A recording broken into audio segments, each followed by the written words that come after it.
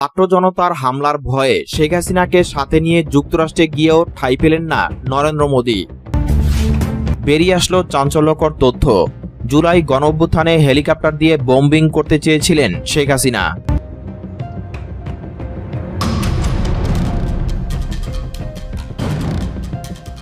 শ্রীলঙ্কা, বাংলাদেশ ও নেপালের পর জেনজিদের উত্তাপের ঢেউ আছড়ে পড়েছে ভারতে। আর এই আন্দোলন দেখেই কাঁপাকাঁপি অবস্থা নরেন্দ্র মোদী প্রশাসনের। গুলি করে হত্যা করা হয়েছে 4 জেনজিকে। মূলত লাদাখকে রাজ্য হিসেবে স্বীকৃতির দাবিতে রাজপথে নেমে এসেছে শত শত তরুণ। নিজেদের দাবি আদায়ে শুরু করেছে বিক্ষোভ। জ্বালিয়ে দেওয়া হয়েছে লাদাখের রাজধানী লের বিজেপির পার্টি অফিস, পোড়ানো হয়েছে পুলিশের গাড়িও। ভারতীয় সংবাদ সংস্থা পিটিআই জানিয়েছে, নিরাপত্তা কর্মীদের সঙ্গে বিক্ষোভকারীদের সংঘর্ষে এখন পর্যন্ত অন্তত 4 জনের প্রাণহানি হয়েছে। অশান্ত ভারতের হিমালয় সংলগ্ন লাদাখ, রাজ্য মর্যাদা ও চাকরির দাবিতে বুধবার ফুঁসে ওঠে তরুণ প্রজন্ম। ছাত্র জনতার বিক্ষোভে মুহূর্তেই ছড়িয়ে পড়ে অস্থিরতা। ঘটনাটি বুধবার লাদাখের রাজধানী লেতে স্থানীয় সময় সকাল 11:45 দিকে সূত্রপাত। সময়ের সঙ্গে রাজপথে নামে জনতার ঢল। জানা গেছে, লাদাখের রাজ্যের মর্যাদা ও সাংবিধানিক সুরক্ষার দাবিতে তাদের এ অবস্থান।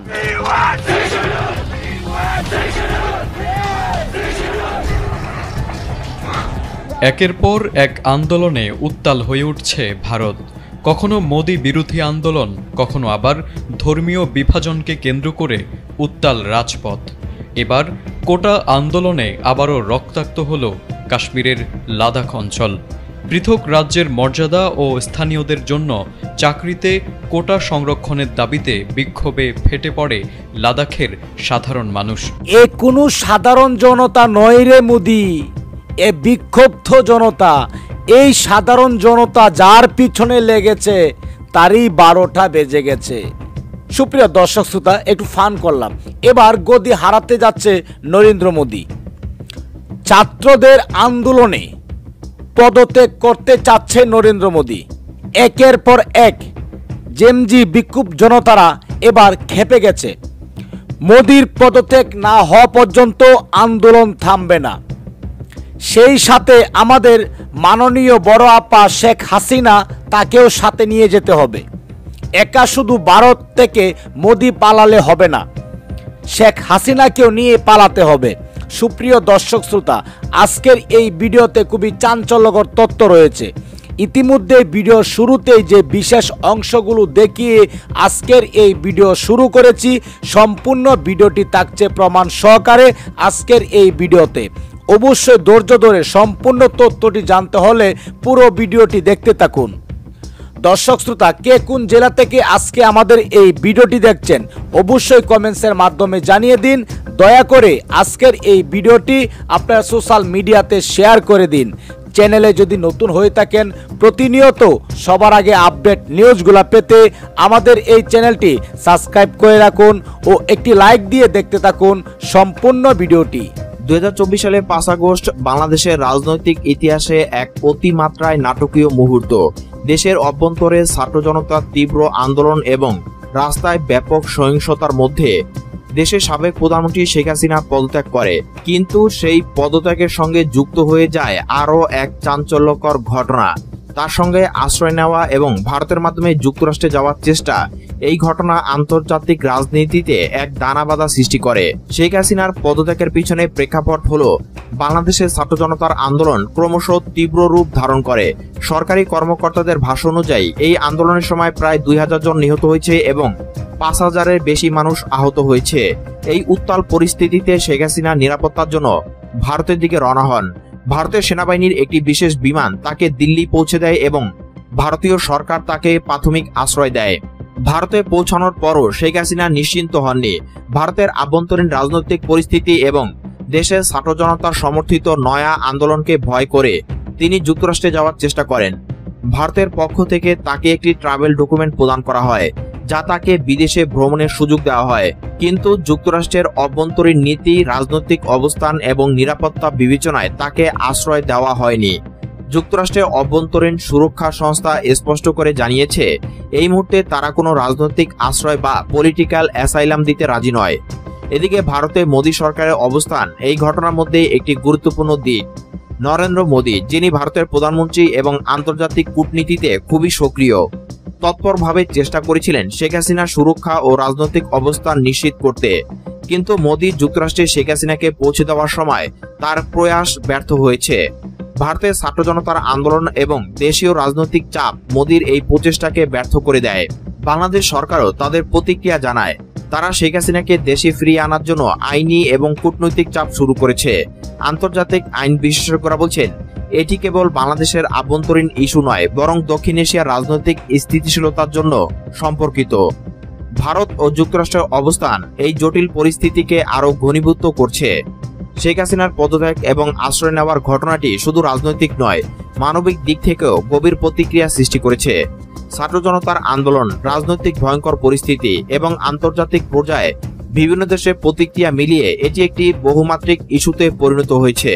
ভারতের ছাত্র জনতার আন্দোলন শুধুমাত্র ভারতের অভ্যন্তরীণ নীতি নয়, বরং বাংলাদেশ ও যুক্তরাষ্ট্রের রাজনীতিতেও সরাসরি প্রভাব ফেলেছে।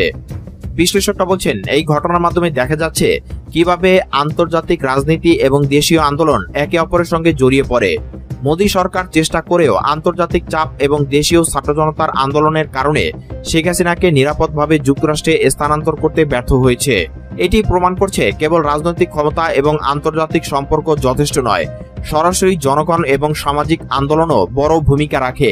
সংক্ষেপে, শেখ হাসিনার পদত্যাগ, ভারতের আশ্রয় এবং যুক্তরাষ্ট্রে তার ব্যর্থ আগমনের প্রচেষ্টা আন্তর্জাতিক কূটনীতির একটি চ্যালেঞ্জ তৈরি করেছে। বাংলাদেশের অভ্যন্তরীণ আন্দোলন, ভারতের রাজনীতির চাপ এবং যুক্তরাষ্ট্রের সিদ্ধান্ত মিলিয়ে এটি দক্ষিণ এশিয়ার রাজনীতিতে গভীর প্রভাব ফেলেছে।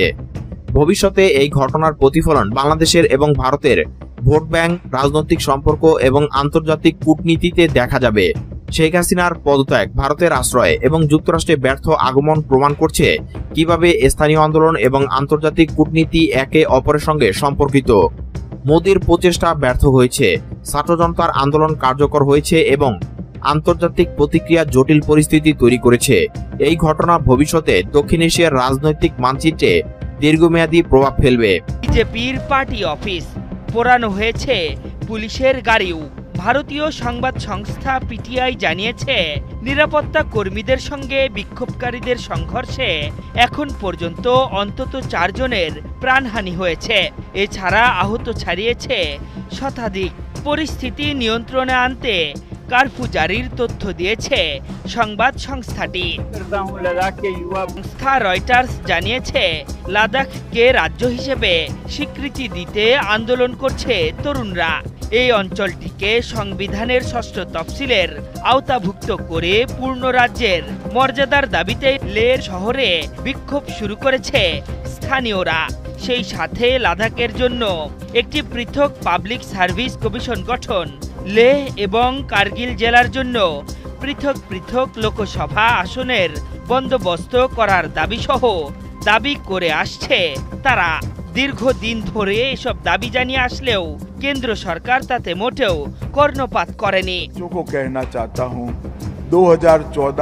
লাদাখের এমন পরিস্থিতিতে বেকায়দায় পড়েছে মোদী প্রশাসন। অবশ্য এমন পরিস্থিতির জন্য সোনম ওয়াংচুককে দায়ী করেছে তার সরকার। এক বিবৃতিতে দেশটির স্বরাষ্ট্র মন্ত্রণালয় জানিয়েছে বহু নেতা সোনমকে অনশন প্রত্যাহারের আহ্বান জানালেও তিনি তা শোনেননি। আরব বসন্তের কায়দায় বিক্ষোভে উস্কানি দিয়ে গেছেন।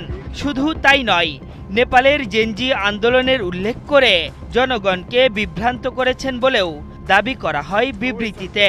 যদিও বুধবার প্রতিবাদের ডাক দিয়েছিল লেহ অ্যাপেক্স বডির যুব শাখা।